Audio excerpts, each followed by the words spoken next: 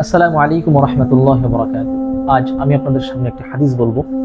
হাদিসটা বুখারী শরীফের 5813 নম্বর হাদিস, মুসলিম শরীফের 2079 নম্বর হাদিস এবং তিরমিজি শরীফের 1787 নম্বর হাদিস। আগে একটু বলে নেই, অনেকে মনে করে রাসূল সাল্লাল্লাহু আলাইহি ওয়াসাল্লাম একদম সাদা মাঠা ছিলেন, কোনো ধরনের কারুকার্য বিশিষ্ট, কারুকার্য খচিত কোনো কাপড় তিনি পরিধান করতেন না। কিন্তু হাদিস কি বলছেন, হাদিসটা খুব খেয়াল করে শুনবেন। عن أنس بن مالك رضي الله عنه قال كان أحب الثياب إلى رسول الله صلى الله عليه وسلم يلبسه الحبرة।